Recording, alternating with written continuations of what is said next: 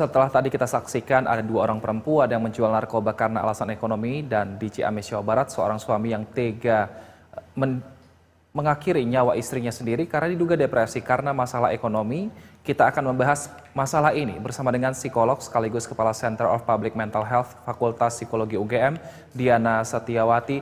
Selamat siang, Mbak Diana. Baik, Mbak Selamat Diana, siang, ini Mas ada Rizal. masalah ekonomi yang akhirnya berujung pada kasus pidana. Kita ke kasus pertama dulu, Mbak Diana. Ini yang seorang suami yang tega menghabisi nyawa istrinya dengan cara memutilasi, diduga karena alasan ekonomi. Tanggapannya seperti apa, Mbak Diana? Ya, itu berita yang sangat menyedihkan ya dan melukai, maksudnya kemanusiaan gitu ya. Dan mungkin kalau didengarkan oleh apalagi anak-anak itu sangat mengerikan. Ya sangat mungkin himpitan ekonomi itu menjadi pemicu membuat ketidakstabilan jiwa seseorang seperti itu. Tetapi tidak semudah itu tentu saja prosesnya. Biasanya stresor yang berat itu akan bermakna jika memang seseorang itu sudah memiliki kerentanan sebelumnya. Jadi memang orangnya sudah rentan untuk sakit, kemudian karena tekanan, maka itu menjadi muncul seperti itu. Baik, tapi kalau untuk kasus yang pertama ini sendiri, ini di mana seorang suami bahkan memutilasi. Anehnya lagi, ia menawarkan daging sang istri ke tetangganya. Ini apakah ada memang faktor-faktor tertentu yang men-trigger sehingga sang suami rela, maksudnya tega membunuh istrinya sendiri? Ya, kalau secara kondisi normal tentu saja itu tidak mungkin terjadi, tetapi ketika orang berada dalam kondisi kejiwaan yang terguncang, dan saya nggak tahu kira-kira apa ini masih perlu pemeriksaan lebih lanjut ya, tetapi sangat mungkin misalnya suami ini depresi berat sampai ada episode psikotik mungkin, terus kemudian mendapatkan bisikan atau halusinasi gitu ya, merasa ada bisikan atau halusinasi untuk melakukan itu, bahkan kan karena diceritakan menjual. Jadi mungkin yang dibayangkan oleh beliau itu adalah daging kambing seperti jualannya sehari-hari misalnya. Itu kita tidak tahu, ini memang harus pemeriksaan psikologis intensif, tetapi sangat mungkin terjadi seperti itu. Nah, kalau di kasus lain ada dua orang janda yang memang menjual sabu, menjual barang haram ke orang lain. Nah, ini apa sebenarnya yang mengakibatkan seseorang akhirnya mengambil keputusan untuk menjual barang haram untuk memenuhi kehidupannya? Ya, kalau itu kalau dari kasus yang penjualan sabu ini mungkin saya nggak melihat ada tanda-tanda gangguan jiwa, tetapi mungkin putus asa begitu ya, sehingga standar baik buruk dan moralitas itu tidak lagi dipegang, tapi karena juga diceritakan ada kecanduan, beliau-beliau sendiri juga pelaku itu membuat ada dorongan biologis ya, karena kecanduan itu kan mekanismenya biologis di otak gitu ya, yang membuat kita tidak terkendali untuk melakukan segala sesuatu. Jadi ya tubuhnya memaksa untuk juga menagih tadi sabu, dan karena itu mungkin mahal, jadi akhirnya menjual biar mendapatkan ekonomi, dan sudah terjerat karena mekanismenya sudah tidak terkontrol lagi begitu. Adakah gejala atau ciri-ciri sebelum kita akhirnya bertindak kriminal yang mungkin bisa kita rasakan sehingga kita bisa mencegah sebelum terjadinya itu, Mbak? Ya, sebenarnya eh, kita memang perlu ya meningkatkan literasi kesehatan mental masyarakat agar kita bisa mendeteksi secara dini, karena semuanya itu pasti ada tandanya. Jadi orang itu disebut mentalnya sehat kalau satu ciri-cirinya itu ya, dia mengenali potensi dirinya, dia bersemangat memahami alasan kenapa dia melakukan sesuatu dan sebagainya, kenapa dia kerja keras. Kita bisa melihat semangat dan pemahaman tentang dirinya itu baik. Yang kedua, dia harusnya gitu ya tidak kalut menghadapi tekanan hidup sehari-hari. Kalau kita sudah mulai panik, kalut atau tidak bisa menghadapi tekanan sehari-hari ya, karena sebenarnya semua orang punya tekanan aja sehari-hari, maka kita juga sebenarnya nggak baik-baik aja, dan itu biasanya terlihat. Misalnya orang mulai murung, menarik diri dan sebagainya. Yang ketiga, tanda yang jelas itu adalah produktivitas menurun.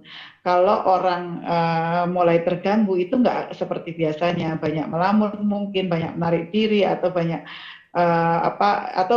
bicara terlalu banyak, misalnya yang sesuatu yang tidak sesuai keumuman, dan itu membuat dia tidak seproduktif biasanya, kayak gitu kan. Misalnya di dalam bisnis ini kan mungkin juga disebut sebenarnya bisnisnya mulai menurun, itu bisa juga bisnisnya menurun dulu, terus beliau terganggu, atau karena terganggu dulu kemudian bisnisnya menurun tidak produktif, itu juga bisa.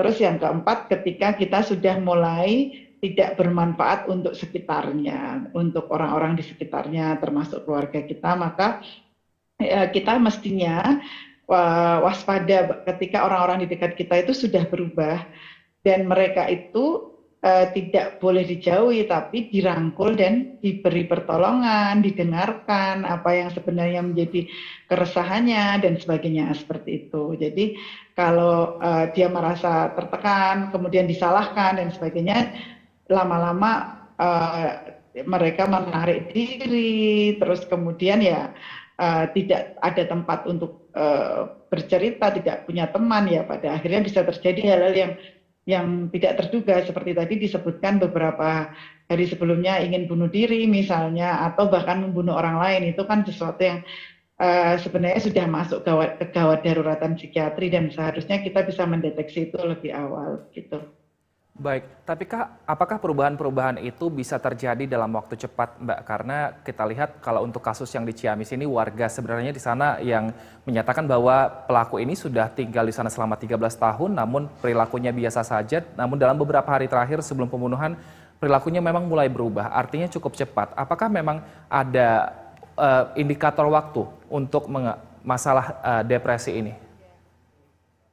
Kalau klinisi, psikolog, psikiater biasanya menegakkan diagnosis itu ketika orang sudah mulai menarik diri, moodnya sangat rendah, produktivitas menurun dan sebagainya, itu kira-kira 2 minggu berturut-turut. Nah, kadang-kadang khusus untuk kasus depresi ini memang tidak terlihat. Kadang-kadang orang lain itu masih melihat dia bekerja biasa aja, apalagi kalau tidak dekat, gitu ya. Tetapi kalau kita dekat, sebenarnya kita akan bisa melihat mungkin semangatnya jauh menurun, sorot matanya berubah, terus dia mungkin mengeluh lebih mudah capek atau lebih nggak connect dengan orang lain.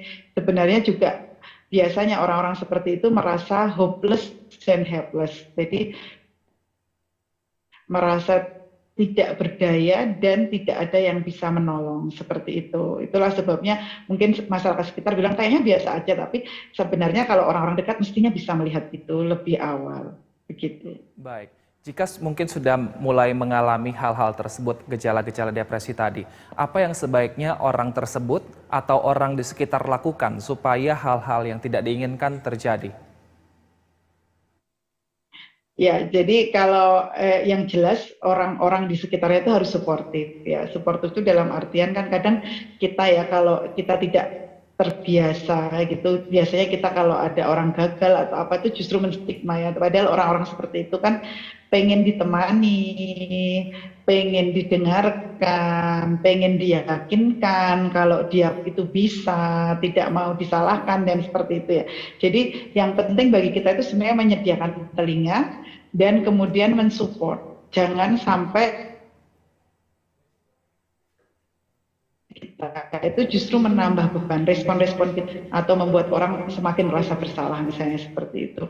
Nah, ketika kita berusaha untuk menolong, mendampingi, menemani bahwa aku ada di sini untukmu, misalnya kayak gitu ya, itu masih tidak berhasil, kita harus mendorong orang ini untuk ke pertolongan profesional, psikolog atau psikiater atau ke dokter, begitu. Baik, kita harapkan teman-teman khususnya yang dekat ini bisa lebih aware dengan kondisi seperti ini sehingga mungkin jika teman ada yang mengalami gejala depresi atau anggota keluarga ini bisa ditalangin dengan cepat. Terima kasih psikolog sekaligus Kepala Center of Public Mental Health Fakultas Psikologi UGM, Mbak Diana Setiawati telah bergabung bersama kami di Berita Satu Siang. Sehat selalu Mbak Diana.